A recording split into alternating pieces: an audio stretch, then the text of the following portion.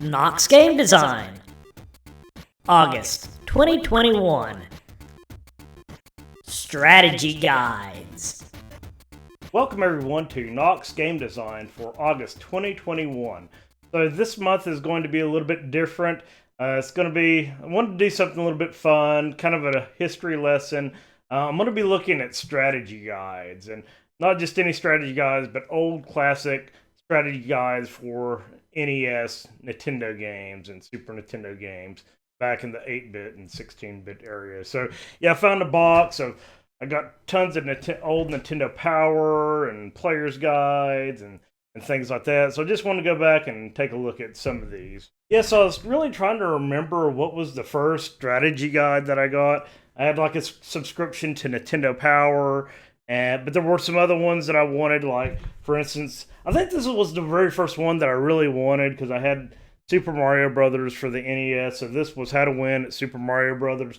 This wasn't a part of Nintendo Power. I think you had to, I don't know, it might have been a part of the older Nintendo Fun Club, and you had to like actually order it through the mail. I always thought it was weird because Bowser was blue in this one. Everything else seems to be okay, but yeah, when I haven't looked at these in like probably a decade at least, and I opened the box up of my old Nintendo Powers, and it kind of felt like I was opening the Ark or something and finding these old classic magazines and things like that. So I don't know, it's kind of nostalgic for me, but yeah, I haven't looked at these in ages, so I don't know, it's kind of exciting. But yeah, a little yellow. So there were two. There was this one, the yellow Mario guide, and then there was a Zelda. I think it's Zelda Tips and Tricks or something like that, and I never did get the Zelda one. But yeah, wow. I'm almost kind of shaking like opening this. Yeah, there's Howard Phillips right there. He was in Nintendo Power frequently.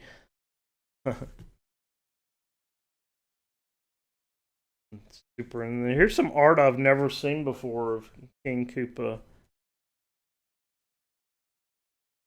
But yeah, I feel like I'm like looking at the Declaration of Independence or something right here. And I don't know, you might be able to still find these online through eBay or something. I don't know. But yeah, it talks about. So I remember when I first got Super Mario Brothers, I was like 9 or 10 years old. I guess I was 9, maybe 8. And there was a time I didn't even know that you could go down the pipe. So when I found out that you could press down to go down the pipes, I was like, whoa, this is a whole new game here. I will mention some of these. I don't know if this one specifically, but some of the old Nintendo Powers you can find on archive.org. And I'll put a link to that on the Knox Game Design website. So it's talking about Starman. So I may have to break this into 2 episodes. How to use the NES controller. I feel like I should be using like special gloves or something, or using pinchers to move the pages on this. I mean, it's held up pretty well. So it's telling you how many points you get for stomping a Goomba and Koopas and Paratroopas.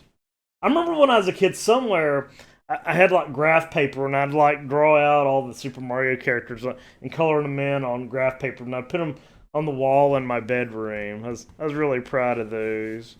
I don't know, yeah. Those are probably long gone. The duel with Bowser the Sorcerer. He wasn't a dragon, he was a sorcerer.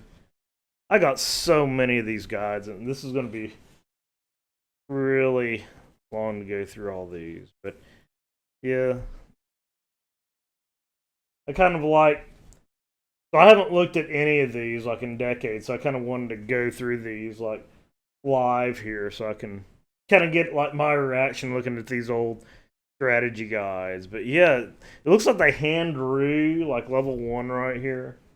So I got a pretty neat setup here. So I got my tripod set up, but I have like this bendable lamp. So I just got I bought a second camera of 4K camera and got it taped to the flexible lamp. So Seems like it's doing okay. Then I have to flip in OBS the camera. But yeah, it tells you how much time, 400 seconds. And it shows you where the special 1-up mushroom is, where the Goombas are. But it must have taken somebody a long time to go in and like actually draw all these levels. Because it doesn't look like it's computerized or anything. I remember in Nintendo Power, that's the same way they did it in Nintendo Power. They would actually draw the levels. So it's telling you how to jump up, how to break the blocks here and jump up the top. Oh, where that is. I think that's like a right there. So yeah, there's the Troopas.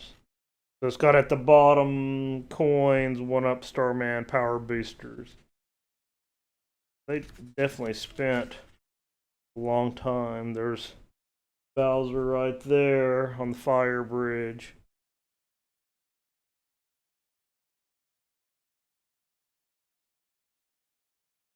Getting kind of woozy looking at these. It's like, wow, this is like video game history right here. And I do have my original Super Mario 2 Nintendo Power. I did have to show this off real quick. My original Super Mario Brothers 2 Nintendo Power. And I remember every time I got one of these in the mail, I was like, ooh, Nintendo Power. And it came out every other month when it first started out. So this was July, August 1988. So I guess I would have been 8, 9 years old. But I remember at the time, I wrote all my scores, like Mike Tyson's Punch-Out, rank 2, my top scores, TNC Surf Designs. For some reason, I don't know, I thought it'd like increase the values. That's before I knew about mint values and everything, that, yeah, you weren't supposed to write on your magazines. Increase the value, but yeah, there's my Top Gun score, Major League Baseball, RC Pro-Am, 179,000 points, golf, 28.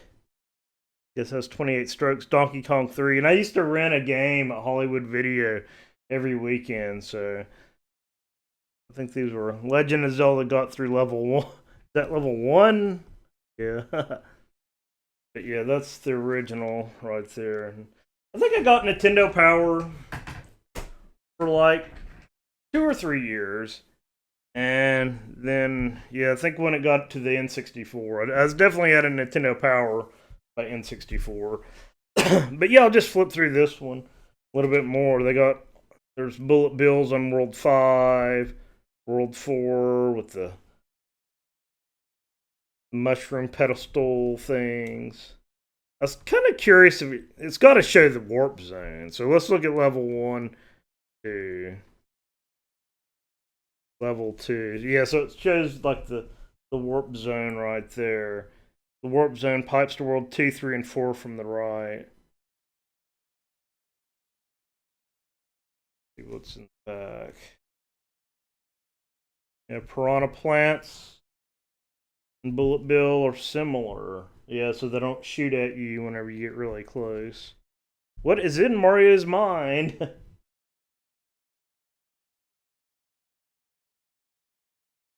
But yeah, I could just...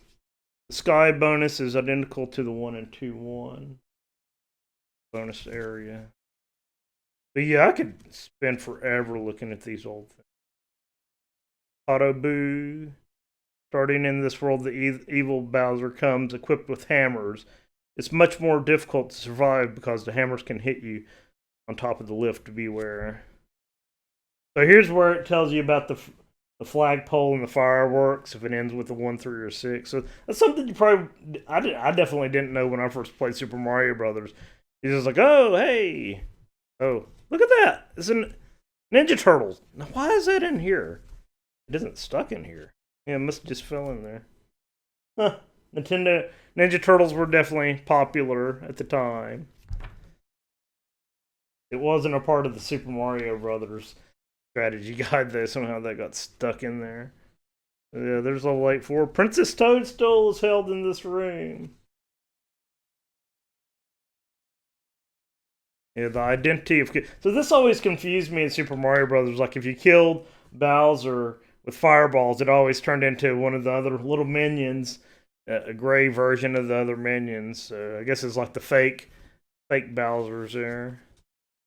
Princess Toadstool. A new quest. This is where they all turn into all the Goombas turn into Buzzy Beetles when you play the second quest. But yeah, U.S. Howard Phillips actually edited this. Lynn Griff's, a lot of people, art department. 1987 Nintendo of America. So yeah, that's kind of like my first little strategy guide there. I remember for Christmas, the one that I really wanted was, I don't know if you consider this a strategy guide or not, but this is the black guide, the official Nintendo Player's Guide. And one thing I really liked, that had all the games categorized, like Adventure Series, Sports, Action, Light Gun, Programmable. I think that was like the Rob Robot game, like Stack Up. Arcade series, like Donkey Kong. There's one specifically for Rob Robot here. I think there were only 2 Rob Robot. Oh, I do have a Rob Robot, but it doesn't work. I got it at Game Haven in Knoxville years ago. It didn't come with the gyros or anything, but I'll have to break him out sometime. An educational series. I think there's only really one educational game, is Donkey Kong Junior Math. Whoa. This was cool. Every game that you bought, it came with... Now, this isn't a poster, but this is similar to the poster that came with the games that you bought, so you could kind of see the other games made by Nintendo, Metroid, Legend of Zelda, Kid Icarus, and all that.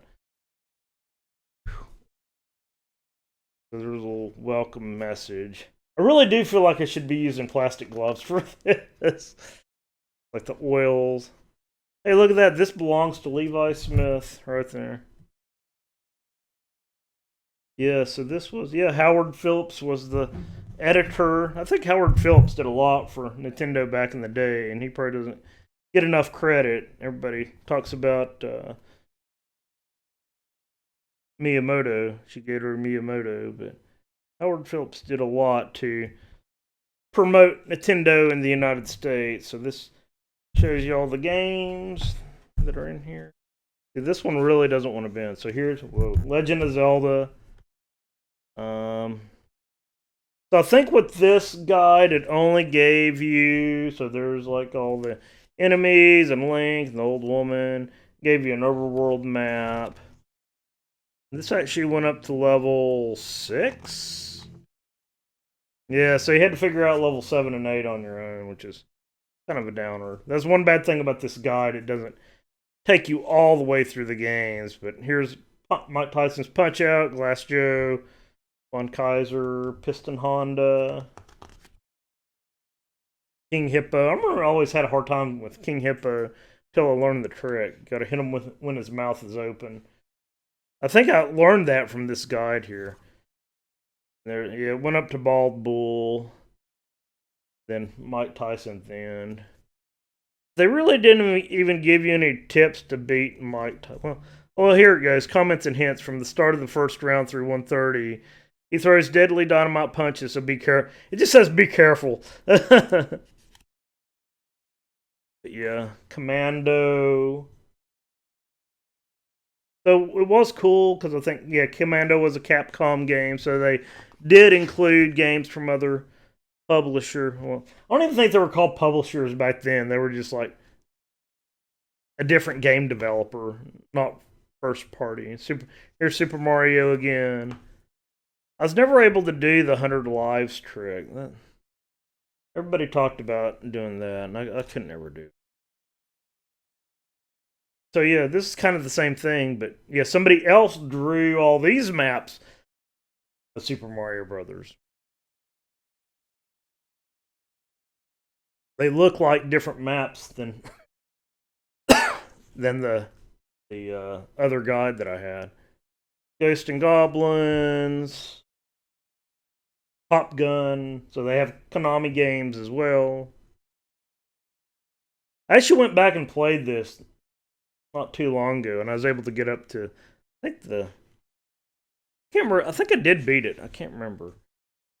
I remember I couldn't never beat it when I was a kid. It was always hard to land on the aircraft carrier. Here's Double Dribble. It's like the best, in my opinion, the best basketball game. Zelda 2, Adventure of a Link. I remember waiting for that to come out. And it gives you maps for the first couple of levels. Cathedral 2. Kind of hard to get all this in on the camera. I actually gave you quite a bit on Zelda 2. Metroid. All the enemies. So if you ever want to know the names, Zoomer, Scree, Rio, Ripper, Waver. I don't know who named all these guys.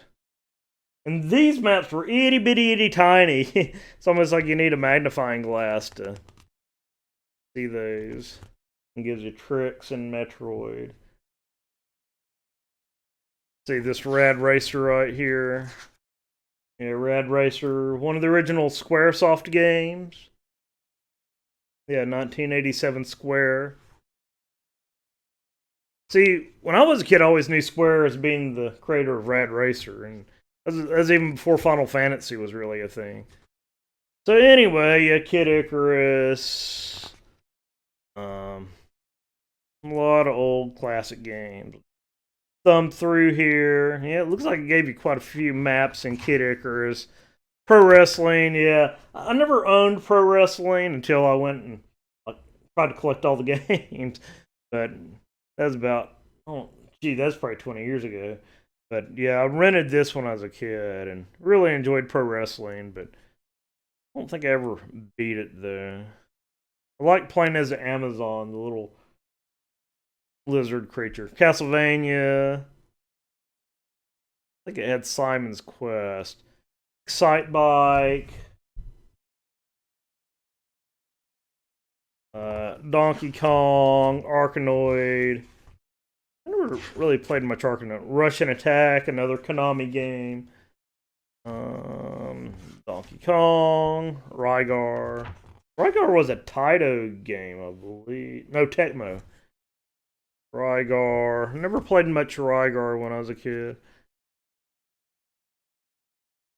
Spy Hunter. I remember I always wanted to play that one, but for some reason they never did have it for rental. Goonies.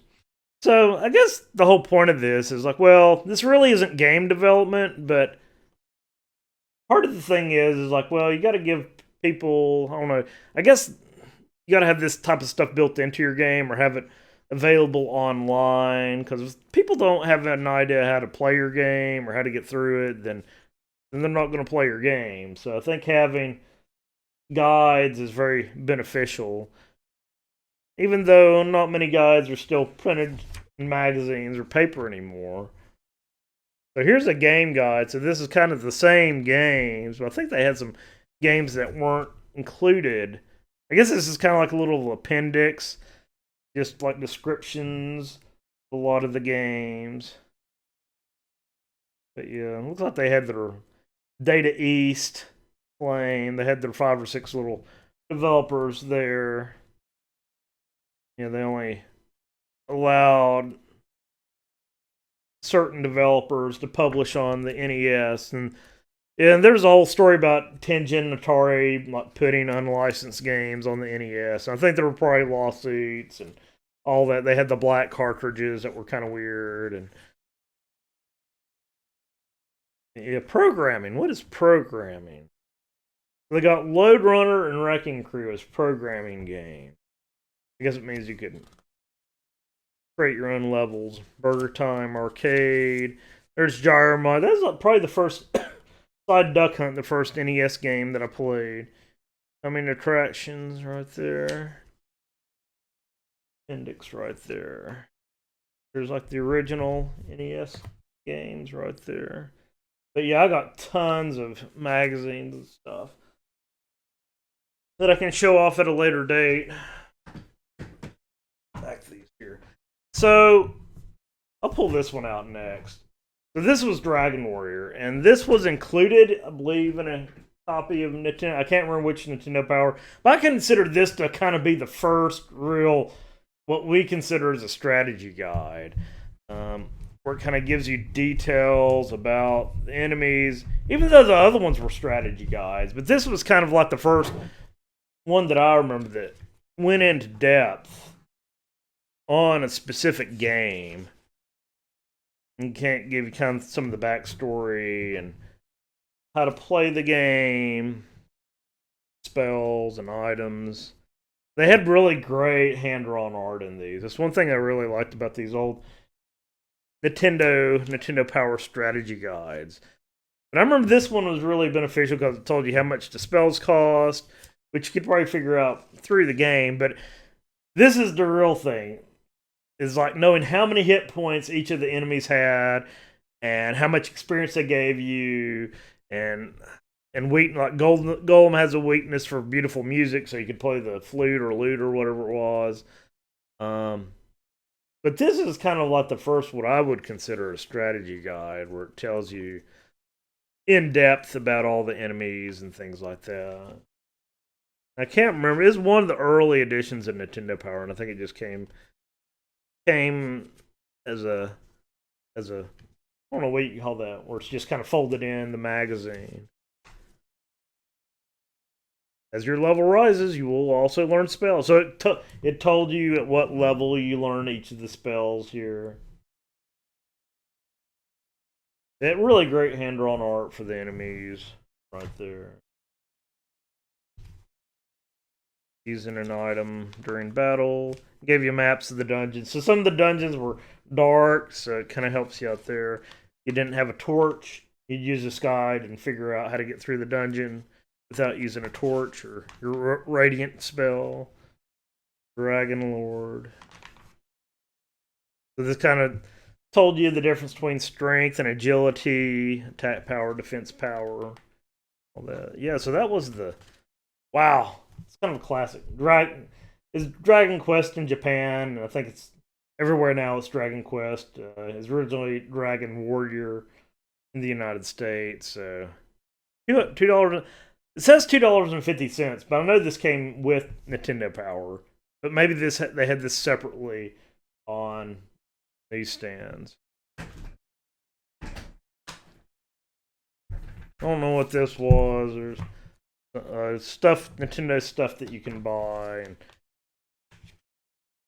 not really a strategy guide, but next and under the Dragon Warrior. So yeah, here's wow. Super Mario Brothers 2. I remember that was the game that I really wanted for Christmas when I was a kid. And these were also in Nintendo Power. Inside Out. Wow. There's Wart. It didn't have Bowser. Everybody knows now, no secret, is Doki Doki Panic in Japan. They changed some of the sprites, turned it into Super Mario Brothers 2, the characters, so you could see the levels down here. I wish I could zoom in more, but this is kind of a one-man show here. It's kind of hard to zoom in and look through this at the same time. But so this one actually used screenshots from the game, which I'm sure whoever had to draw the Super Mario Brothers maps was relieved they didn't have to go through here and draw all the Super Mario 2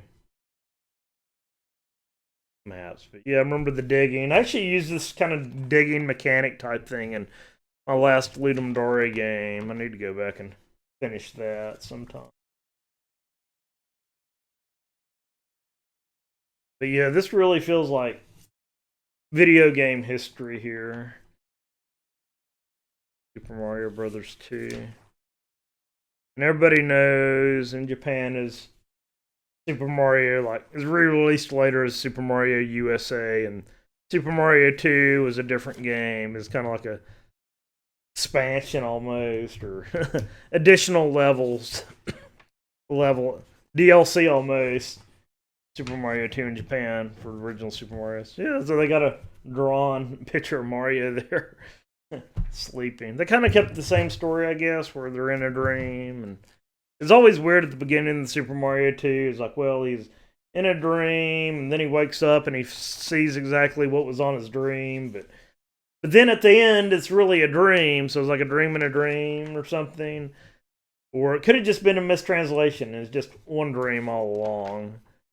But yeah, the nice thing about this is like the Dragon Warrior. strategy guide where it was included in Nintendo Power, but it's just two separate parts. But yeah, back when I was a kid, I mean, we didn't have internet. Showing my age is before anybody really had access to the internet. So if you wanted to know how to get through these levels, sometimes you had to find a strategy guide. You had to defeat Wart. And I really like how they had custom art for all this. I think that's kind of a lost art as well. So yeah, I got ton of these. So Legend of Zelda Player's Guide. So this was like in the second year of Nintendo Power, second or third year. They had these full books. Those other ones were just kind of like leaflet type things. But this wasn't this is kind of like when they started doing sturdy strategy guides. And I will admit, I was looking through this one the other day, just because when I watch Zelda Randomizer, they always talk about like Cave 45 or K45, and I can not find any reference to Cave 45 in any of this. So this was Link to the Past, the first Zelda game for the Super Nintendo, and yeah, a lot of great custom art in this. Kind of talks about the history of Zelda down here. Legend is Born. And the second Zelda 2, right here, Adventures of Link. And it's kind of weird. There's tons of stuff online about the different Zelda timelines and all that, and I'm not going to get into all that. But I think it did have... Oh yeah, this is really cool right here. It's a fold-out map of the overworld. How cool is that? I'm kind of geeking out here. And I can't tell... My eyes are getting so bad. I think... Yeah, these do look like screenshots here, not hand-drawn. But that is just like... You don't see anything like this these days. Triforce right there, and you hold it out. And the world map. That's too cool right there.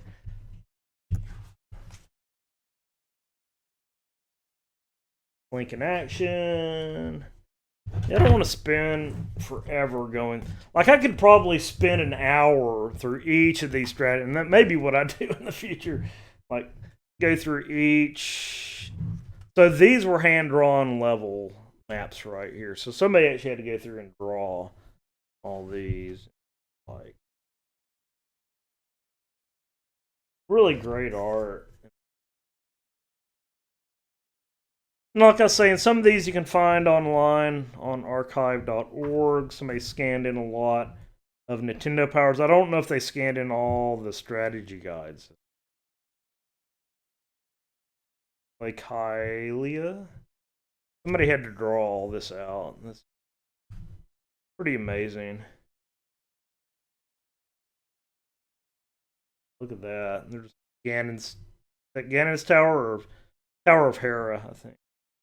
And it probably isn't perfect. It's kind of like an artist. Oh, this was the coolest thing. Is like the dress of the Hylian people.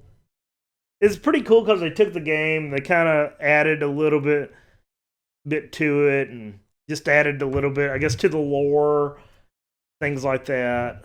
Look at that. That's so awesome right there. A little Dark World, Palace of Darkness. Been watching a lot of Zelda Randomizer. There's the monkey right there. I don't know if they drew that monkey specifically for this. This looks like just a random monkey that somebody drew. So I'm not going to give them credit for that. That looked like just a random monkey that somebody drew. Look at that. That's just so awesome. Swamp Palace. And I did look. I think you can find these on eBay. This strategy guide here. I think it's like anywhere from $30 to $80 or so. You can still order these on, not brand new, of course, used copies. This strat. I was just kind of curious about how much these go for. Link's Journey. But yeah, somewhere here in the back it talks about some of the secrets. But I was looking for the caves. Yeah, so here it says the flute and the duck. So that's everywhere you can warp to with the duck. well by the smith chain, as they call it. Locking a secret. And it seems like here in the back they did have Kingdom Brothers. So here's a lot of the items: the Pegasus boots and gloves and flippers, all that. Different swords and clothing and shields. But I remember seeing somewhere. Okay, so here's where they have here. Okay, so here's the map. The different. So this is just for tree bashing. Okay, so here it is right here. Yeah, so this is where all the numbered caves. But this only goes up to like cave 24. I don't see any cave 45 in any of this. So somebody out there is saying there's a cave 45 in the original Zelda Link to the Past Player's Guide. And this is the only Zelda Player's Guide I know of. And maybe I'm just missing it, but yeah, I don't see any cave 45. That's just got me kind of, I don't know, curious. That's false lore or something like that. Dungeon Fair. Okay. Super Mario Brothers 3. So they had like a series of 4 strategy guides in Nintendo Power. Oh, so here's a classic right here. Final Fantasy strategy guide. Final Fantasy 1. Wow, that's classic right there. So they had 4 of these. Super Mario 3, Final Fantasy, another one, Ninja Gaiden, and 4-player extra. So they had like a little 4-player adapter thing that you could. I can't remember if it came packed in with the game or not, but you'd play like Super Play Action Football right there. Different teams. I don't know if these were licensed teams or not. Yeah, it's kind of sad what happened to football. It just went down the toilet. But Gauntlet. I guess that's one of the big games. 4-player Gauntlet.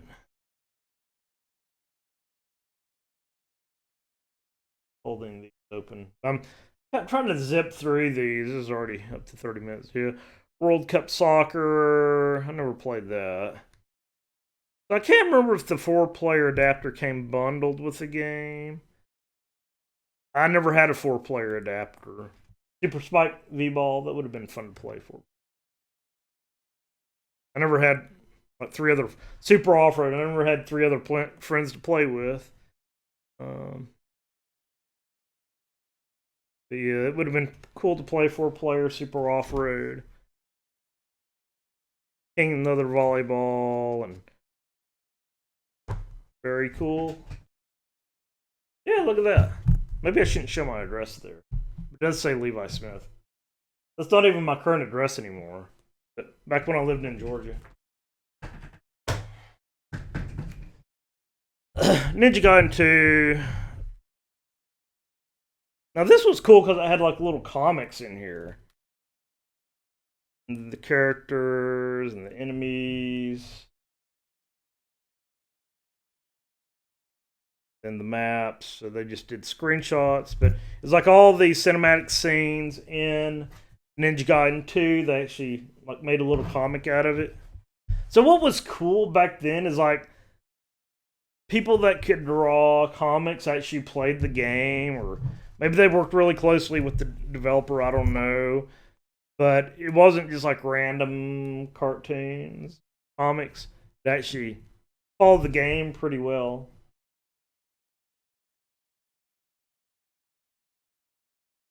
But yeah, they never did do one for Ninja Gaiden 3. I think Ninja Gaiden 3 wasn't a bad game. It was just hard. But seems like, I don't like saying jump the shark, but I guess Ninja Gaiden 2 was kind of like the peak of the series, in my opinion. Look at that. That's so cool. I guess it's cooler to me with the nostalgia glasses on, since I played So that's the thing. That's the thing about these strategy guides. The graphics were really, yeah. I mean, the graphics were good when I was a kid compared to like Atari and some other stuff. But the graphics in the games weren't all that. So when you actually saw, you could use these strategy guides to like complement the game that you're playing. So you could kind of, I don't know, get a better idea what these characters act like. Here's Final Fantasy, what the characters actually look like. Yeah, I wasn't really big into Final Fantasy when I was a kid. I think it came. No, it's Dragon Warrior that came as a free game to Nintendo Power. But I remember they pushed Final Fantasy hard in Nintendo Power. It was like the game you had to have, almost. But yeah, it's pretty cool. They had like all the enemies and their hit points, just like the Dragon Warrior strategy guide. Enemies and their hit points and their experience and what they're weak to, what I guess what attacks they use. And tables of weapons and armor. So I think Final Fantasy was like the next step up from Dragon Warrior. Because Dragon Warrior only had like 5 or 6 different weapons, but Final Fantasy really added to the number of weapons and magic and enemies, things like that. Number of levels. So yeah, really great art. Like I was saying, it really complemented the game, since the game had pretty simple graphics. Now look at that, the red giant is upside down. I wonder if that's a misprint or if he was really upside down. Like I said, I played through Final Fantasy once or so, a long time ago. I think I played through it on the PSP version. Look at that. Rewards of Courage. And somebody drew all this, painted all this.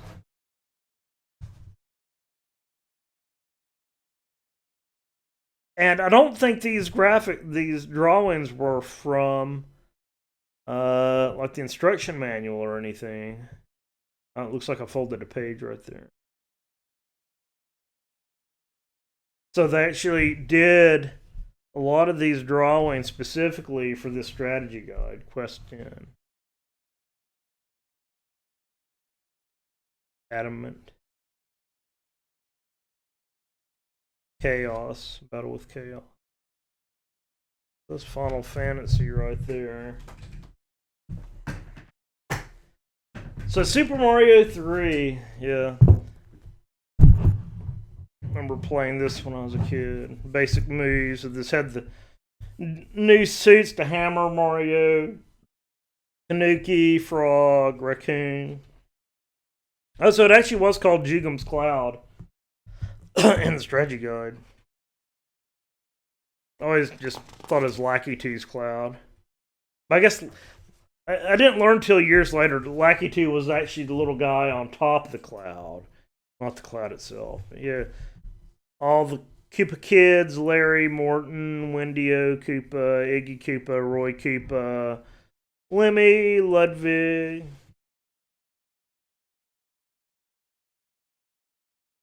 The Angry Son, Spiny Eggs. Like I was saying, I could spend a long time with it. So they did give you all the loadouts for the different formations of the matching game. I don't know what I wrote there, 8, 9, 1 up. Guess I was trying to remember which one I was doing. But yeah, this looks like this was hand-drawn here. Yeah, they hand-drew all of the levels on this one too. I think they used some like standard Mario art from other places for some of these.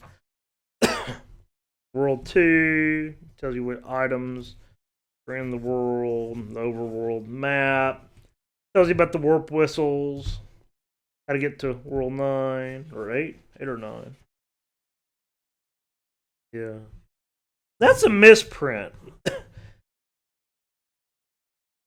And you'll be, once you have found a whistle, use it when you're on the map screen, and you'll be transported to World 9, but it's really World 8.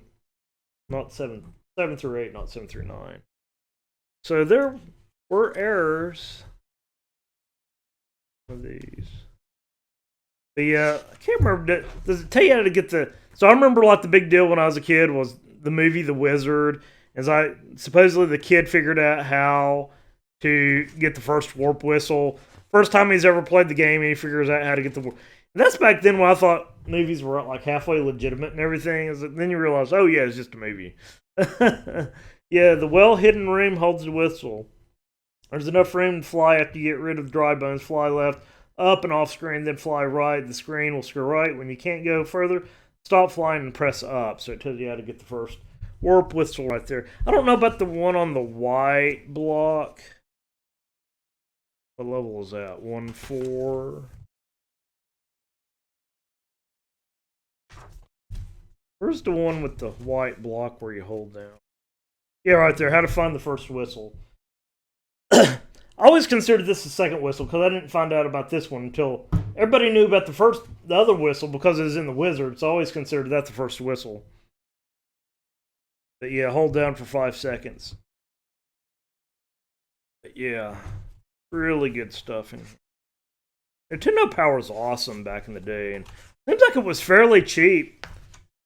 I don't know how much the subscription to Nintendo Power was. Probably like $40 or something for a year. I can't remember.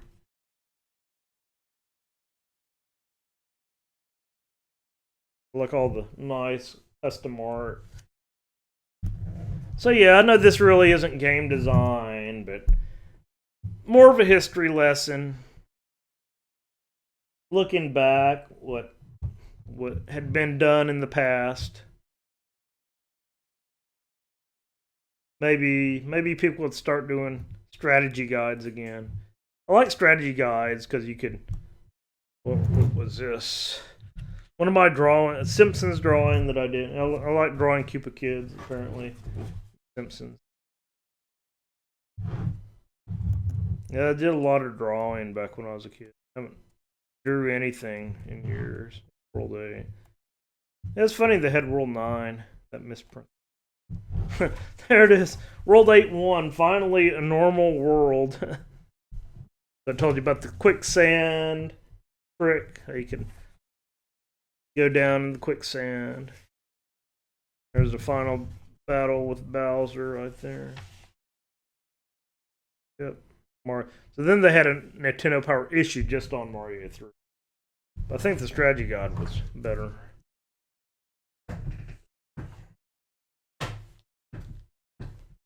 I'll go through these fast. Top secret passwords. Player's guide. I don't know if you would consider this a strategy guide. I'll look this in forever. Lolo 3. Bases loaded. So this is base. So yeah, another good point. People these days don't realize how good they have it with save games. Back when I was a kid, is like Zelda and Dragon Warrior had like supposedly a battery in the cart, and that would save your game. None of the other games had saving, so you had to write down passcodes if you get so far in a game. Well, you're lucky if you got a game that had passcodes, like games like Batman. For the NES, no passcodes, so you can turn off your console and come back later and pick up where you left off. But yeah, every time you game over, it'd give you a passcode so you could go back to where you finished off at. But yeah, I'm sure people could go online. I'm sure a lot of these are scanned in online. If anybody wants to look at these, I don't know if there's really much point. I do like giving my commentary, like looking at a lot of these old games. Yeah, I remember playing Krusty's Funhouse. Legend of Mystical Ninja Goemon. Oh, I love that game. This is like the first really Japanesey, non-translated type game, where it's like full-on Japanese culture in that game. I left him, I think, a lot of the kanjis and just Japanese culture in that game. They didn't try to Americanize Legend of Mystical Ninja. Aside from the character's name, it's like they renamed him Kid Cool or something like that. Kid Yang, Kid Ying, and Doctor Yang. And in Japan is Goemon and forget the other guy's. I forget the other guy's name. Yeah, there's a. Does this have the Justin Bailey dude for Metroid? Yeah, so yeah. Anybody listening to this, it probably isn't that interesting. So I recommend checking out the video that I posted this Strider. Maybe be kind of interesting just hearing me talk about these old games. Without seeing the pictures of the strategy guys, you're not getting the full experience. So this one did have Game Boy games. Who Framed Roger Rabbit for the Game Boy. Willow. Willow didn't get enough credit for the like Willow and Crystallis. They're kind of like Zelda clones, but I think Nintendo was probably so protective of Zelda they didn't want to give a lot of credit to anything that was Zelda, like a Zelda clone. Left, right, right, left, A, B, Adventure Island 2. Yeah, I'm sure it has Konami code in here. Battletoads! Battletoads!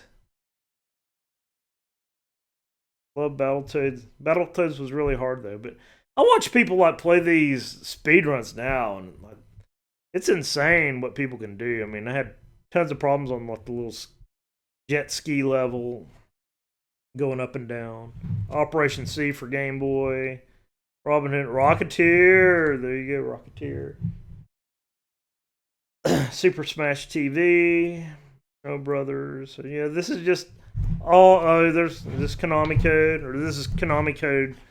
Like down, right. BA star. I remember I did get Turtles 2 arcade game for the NES when I was a kid. I remember it came with coupons for Pizza Hut for free pizza. Yeah, there we go. Up, down, left, right. This is A, B star. Yeah, I thought it was BA star most of the time. I never did play through Turtles 3 for the NES. But yeah, Turtles 2 was neat because it had all the arcade levels, and then it also had a couple of additional levels, a snow level, and a Japanese like temple level that weren't in the actual arcade. So this is a listing of games, passwords, and say, I don't know, release dates. 1986, wow, for Commando. 1992, 1990, Dino Wars. So here's some Mega Man 2 codes. Takes you directly to Dr. Wily's stage right there. Mega Man 4, Dr. Cossack stage. Here's Super NES. This is like right when this. Here's Game Boy in purple right there. Then the Super NES games in light green right there.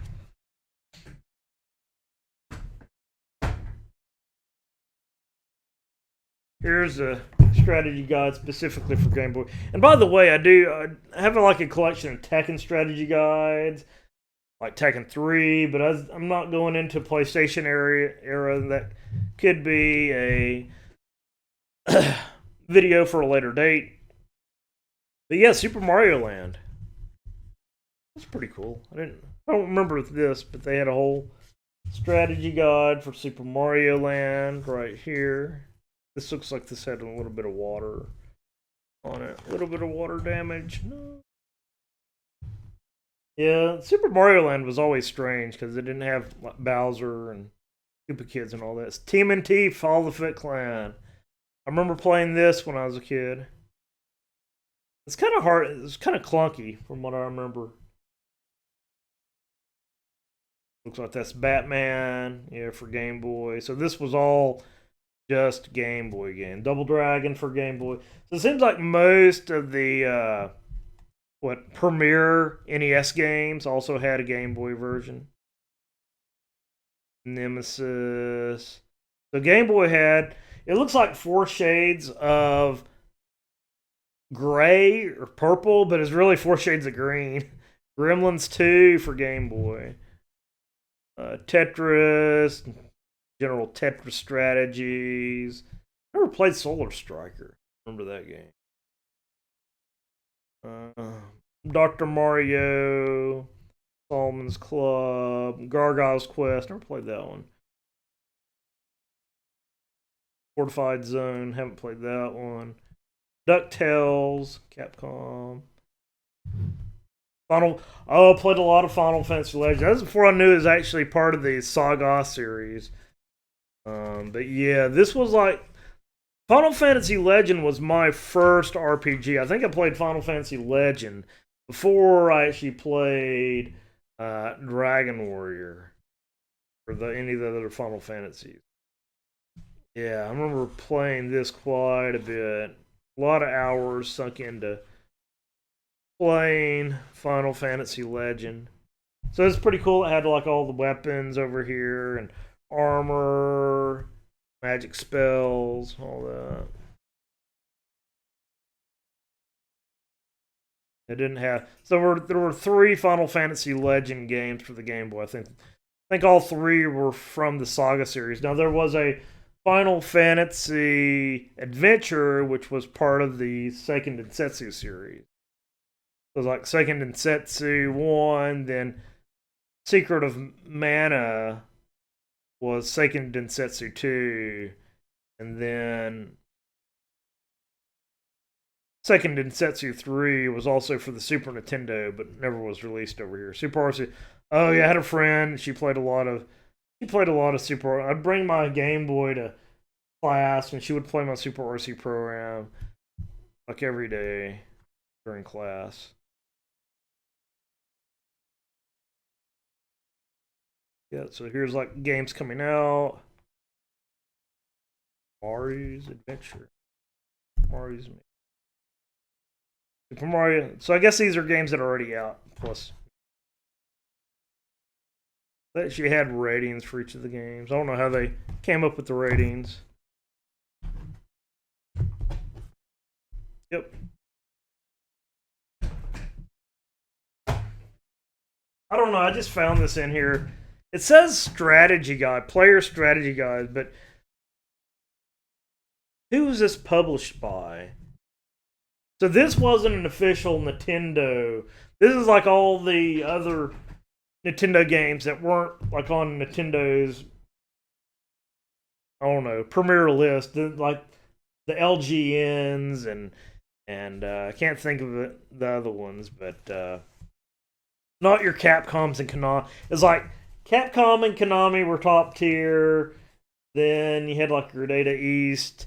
Then you had like your I know everybody picks on LGN. I just can't think. Sega, I guess, is another one. I can't think of any of the other ones that Nintendo kind of shunned. But yeah, so the thing about these was that these had ads in them. So Nintendo Power, since you're paying for, I don't know, Nintendo Power just didn't have any ads in it at all, which was kind of nice. And these had letters, which Nintendo Power also had. Jellicoe, that's one that Maniac Mansion, which Nintendo did put Maniac Mansion on, I believe, the first cover of the second year of Nintendo Power. But Jellicoe wasn't like one that Nintendo went out of their way to promote. Now, Bart versus Space Mutants. Is it LJN? I feel bad because I can't remember who developed Bart versus Space Mutants. But you see with these, there's not a lot of custom graphics or anything. Not a lot of custom art or anything. Kind of like just art from the instruction manual. Sunsoft is another one. Acclaim, which Acclaim is still around, I believe. Are they the ones that merged with Blizzard? Blizzard Acclaim? Or no, Blizzard Activision. I think Acclaim may have actually merged with Activision. Then Activision merged with Blizzard or something. I don't know. Hal is another one who... Hal went on to do... Like Pokemon? Or no, Hal did Kirby. Might have did... They did something. Oh, they did Earthbound, I believe. Immortal. Yeah, there. So yeah, I used to watch. This reminds me of another story. Yeah, reminiscing here. So I used to watch Video Power with Johnny Arcade. It seems like it started out as a cartoon. And the second season, they turned it into a game show. And at the very end, they would let these kids, whoever the kid was that won each of the rounds, got the most like pizza points, got to run through this like little obstacle course. And there were games all over the wall, so they got velcroed on the wall, so they got to pull down the game. You can find video of this online, I'm sure. But they had like this Velcro suit, and they could like pop on, put the games on their suit. But it's easier just to like put the games in your hand. Then there's this chute at the end. They could just like throw all the games down the chute. Your games just had to go down through the chute. So everything you got through the chute at the end, you got to keep. But they would have like half the games were immortal. I never played this game, but half is an exaggeration. But there were a lot of immortal games in the little obstacle course. And I always just remember the announcer at the very end. He would go through and show each of the games that the kid won, and it'll be like, oh, here's an immortal, here's another immortal, here's another immortal. So I don't know if they actually gave the kid like 5 copies of Immortal or not, but something I've always wondered. Wall Street Kid so full. So I will say all these were licensed games, as far as I'm aware. They just weren't like the premier NES game. Data East. I remember playing like I had Karate Champ when I was a kid for the NES. I love Boomer, Asmic World, Asmic Corporation of America. Yeah, I had Boomer's Adventure in Asmic World. So I don't know. This really isn't that much of a strategy guide, but it does seem to give like tricks and tips, and just with screenshots. Looks like they probably just took pictures of the screen. Pipe Dream for NES and Game Boy. Bulletproof software. Ultimate Basketball. So these have like little hints and things, but these really don't have like the full level designs. And I probably bought this just because I had Bart vs. Space Mutants in it. It's kind of a difficult game if you didn't have a guide. And then, like I said earlier, there was no internet back then. I remember I started getting on BBSs like in 95, 96, and I think I had AOL, America Online, in like 95, 96. What is this game? Big Toka? Daedalian Opus? I don't remember that game. But it's Game Boy. That's what I remember. I will say I'm pretty sharp on all the NES games, but Game Boy, there's a lot of stuff I never really have looked at. Dr. Mario, Alameda, so they did include some first party NES titles in here. Yo-Noid. Yeah, I don't think Nintendo Power ever touched Yo-Noid. I think that was too corporate or something. Install an arcade in your own house. That's pretty neat, right there. Little index. Mega Man 3! Swap your old Nintendos for cash or titles. I actually paid pretty good out for these. Kid Icarus, $22. That's about how much it's these days. So Nintendo games have held their value. That's what they're paying out. Duck Hunt, $4. Yeah, definitely not getting $4 for Duck Hunt. We buy used, we sell. So they'll buy Kid Icarus for $22 and they'll sell it to you for $36. That's one thing that's pretty interesting. Over time, games have kind of kept their value as far as dollars go, because games have always been like $40 to $50. Now I know in recent years, Werewolf, Data East. In recent years, we're kind of trying to milk that by like all the DLC. So you're really paying like $80 or so if you get all the DLC and all the seasons and all that. Oh, so yeah, I remember getting I got these at Kmart, which I don't even know if there's Kmart anywhere. anymore. I think they got bought out by Sears, and Sears went bankrupt. But there was Nintendo Strategies, and then more Nintendo Strategies. Wow, I like this one because it had this nice little binder thing on the side here. I don't know why I bought probably Ironton. I remember it had their own custom link, which was kind of cool, right there. It looked kind of weird, but it's kind of cool to see. Now, who published this? Beekman House, Crown Publishing. It's kind of interesting to see another take on Zelda, as far as artwork goes. Base is loaded. Oh yeah, Bionic Commando. I had that game. I got that for, I think, Christmas one year. Got it at Woolworths, actually, where my grandmother worked at. Blaster Master. So this actually had a lot of games that I rented when I was a kid. Bump and Jump. Castlevania 2. And it's like, yeah, this isn't as good as the Nintendo Power Guides, but it's still kind of cool. I had screenshots. Dr. Chaos. Never played that one. Double Dragon. Gauntlet. Engine.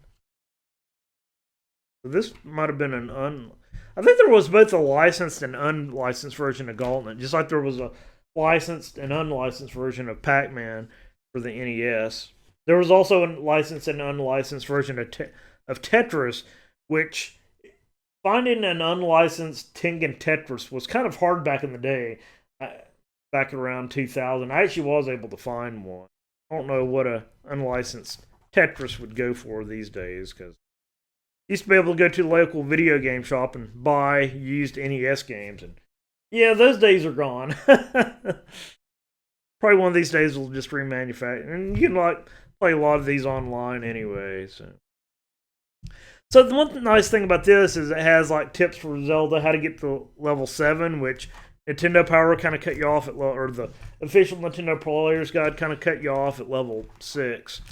Original Mega Man. I know it's kind of hard to see these pictures. I wish I was able to zoom in a little bit. Metroid. License Punch Out. So this one actually did so it seems like this one was made just to pick up where the official Nintendo Player's Guide left off, because this actually does go into the Mike Tyson fight right here. I don't know how. This gives you the code to fight Tyson. Very famous code 007-373-5963. I remember Mike Tyson's Punch-Out was the first game that I think my parents rented for me when I was a kid. I just came home from school one day. It's like, oh, here's a Nintendo game. It's like, where in the world did you get that? And it's like, oh, we rented it at the video store. It's like, cool. I didn't know that you could actually rent games. I knew you could rent VHS tapes, but I was like, well, I didn't know you could rent games. Because usually, play a new game, I had to ask for it for Christmas or a birthday. So to be able to go out and just rent a game, play it for a couple of days. I remember it was $2 for a night or 2 nights or so, which was really cool. I played so many different games when I was a kid, which kind of a good thing and a kind of a bad thing. I mean, spent a lot of time playing games, but I guess I could have been doing other things, being outside or making friends and things like that. So I don't know. Yeah, probably could have worked on my social skills a little bit more instead of playing NES games.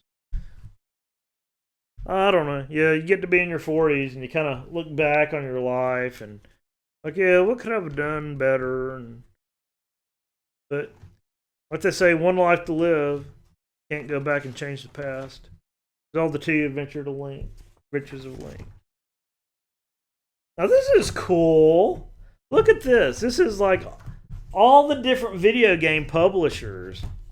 I actually did call them publishers in here. Like Konami. There's a mailing address for Konami right there. So you could actually mail them.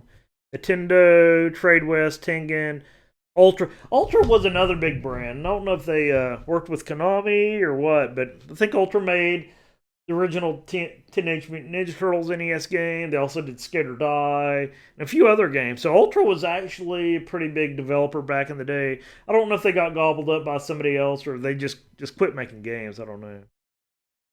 Jellico, FCI, Capcom. I don't see LJN on here. Taito, Sunsoft, SNK, Claim, and Bandai. And they're actually United States addresses. So this was $3.97 at Kmart. I think I got like a $5 allowance or something. Doing chores and stuff around the house. But yeah, I'll go through this one quickly. Castlevania 2, Double Dragon. I remember when I got my first job when I was 16 at the local grocery store. Worked at 2 different grocery stores. Worked in a fish department. First job. I was like, wow, getting my first paycheck, and then you learn about taxes and all that.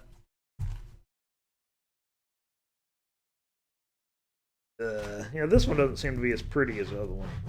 I remember playing Wizards and Warriors 2 when I was a kid. I didn't get very far in it, though. I love the Iron Tank. I only rented it for one weekend, but I love the gameplay and the different power-ups and all that. And I had like a little tank toy when I was a kid, so I was like, oh, okay, you can actually play.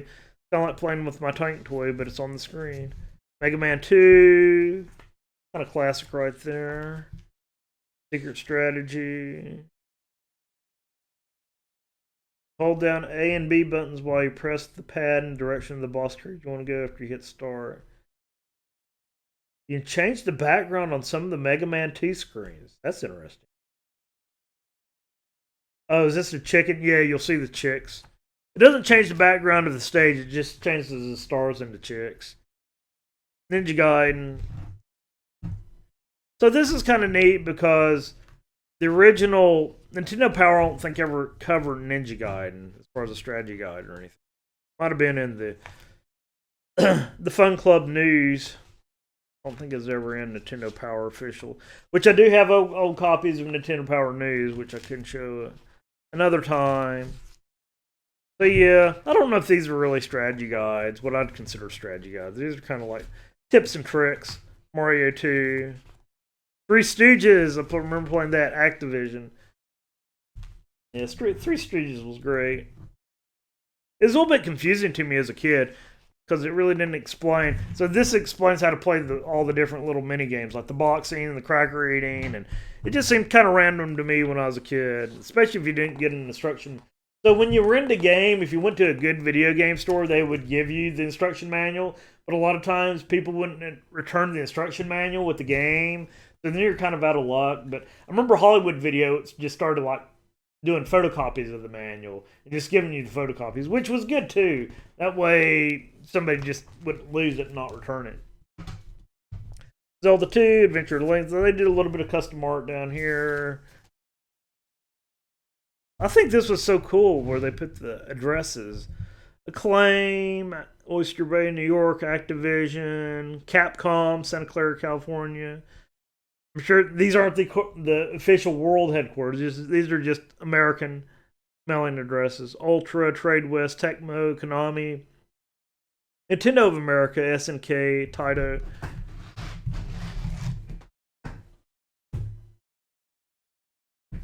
So this was a Game Atlas. So I think this was specifically maps. So if you didn't already have maps of Super Mario Brothers and Mario 2, and these look like they're all done by screenshots pieced together. If you didn't already have any of the other guides, here's another guide for you. They really want to make sure that you had maps for Mario 2, and also Super Mario 3. I think these were the complete game. This goes all the way up to Wart for Mario 2. Where the little leaflet guide, it did have all the levels, but the official Nintendo, the black book, didn't include all the levels. Yeah, so this goes all the way up to Bowser. I remember I drew that. I have this picture I drew somewhere. I think I scanned it in. I had like a big drawing book and I drew that.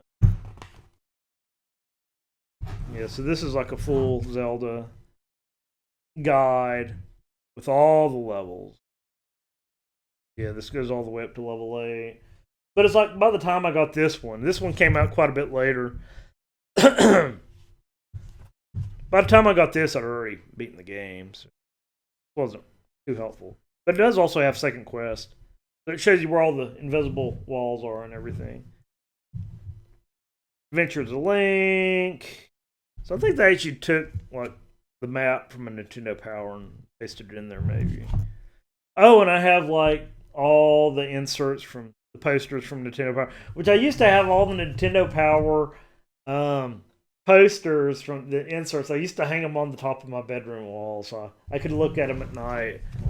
I was that big of a nerd. I don't do that anymore, by the way. So Zelda 2. Boy, you really need kid eyes to look at these. I mean, now that I'm in my 40s, it's kind of hard to see those. So this was pretty neat because they had different categories. So they have like all the Marios, all the Zeldas, then all the Mega Mans,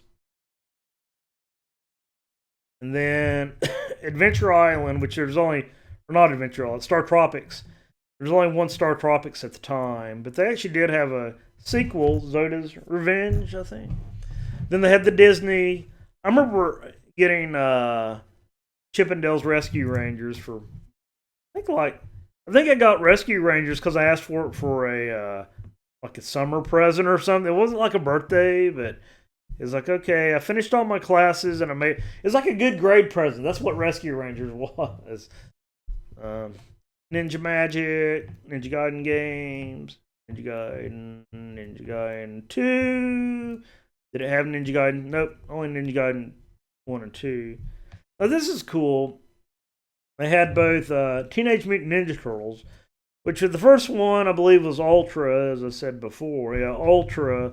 And then Turtles 2 was no, it was also Ultra. I thought it was Konami. Huh. Which Ultra may have been folded into Konami. I'm not sure. Gotta look that one up. I had Castlevania.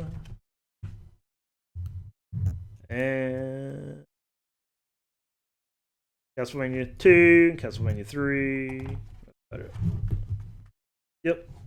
I like the art on this one. Kind of like different road signs. Transylvania, I guess, for Castlevania. Then the winged boot from Zelda 2 and Mega Man Reserve Parking. 1-Up. Kind of like road sign. No pizza. I guess that's Ninja Turtles or something. Yo-Yo for Star Tropics. There's Chippendale's Rescue Rangers. Do Not Attack. Dark Ninja, I guess Ninja Gaiden. There's that Roy Koopa there. Okay, this is the last one I'm showing off. I think this is the last one of what I would consider a strategy guide. So this was specifically for Super NES games, which probably a lot of overlap. There's like some what in the world is that?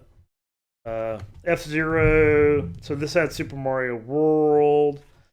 Had the Overworld. Different castles. Maybe this is where they got K45 at. I don't know. It has Zelda in here. Super Ghouls and Ghosts. Super Castlevania. I don't know why I put these tabs in here. I guess I wanted to find, like, I got these little tabs, I guess, for the games that I owned. Oh, look at this. Oh my goodness. Final Fantasy 2 or Final Fantasy 4. Oh, I forgot all about this. Yeah, this was the game that I played so much of this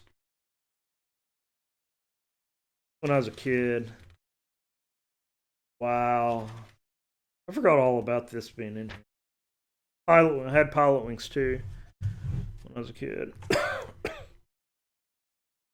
Sim City. I remember liking the music in that game. Populous. I remember Draken was weird. I rented that and I took it back because I don't know. Draken looked like too demonic or something. I was like, yeah, if my parents find me playing this, I'm going to be in trouble. I don't know, it just kind of looked demonic with like the dragon and all that. And it's just kind of weird. I don't know. That game, oh, the Miracle Keyboard. Draken gave me weird vibes. Yeah, there's F-Zero. Oh, well, I like how they drew out all the different tracks. Super Off-Road. Golf game.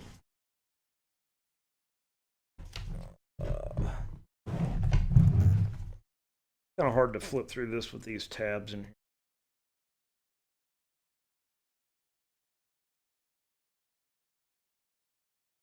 Seems like I skipped something.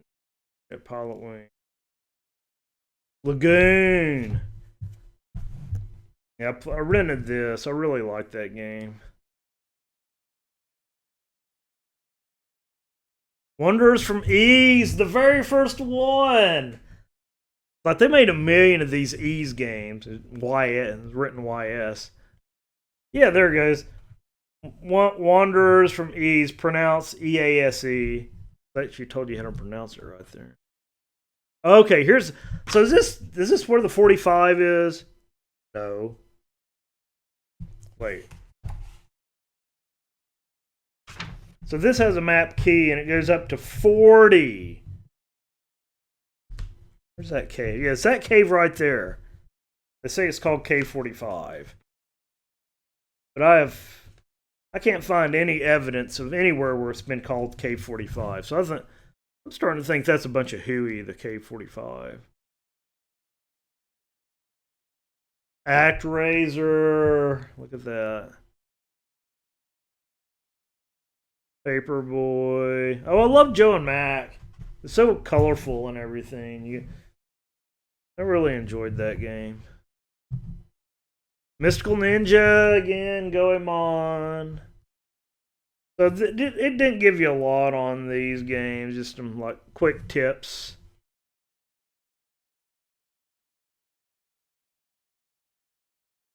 Super R-Type. Gradius shoot 'em up games. Oh, Final Fight. Yep. That was the game back in the day. I remember the thing about the Super Nintendo is like these are arcade games. I used to play this at Circle K down the street. It's about, I don't know, a quarter mile up the street. And then when they came out for the Super Nintendo, I was like, wow, I don't have to pop quarters anymore. It's like I was lucky if I got a quarter.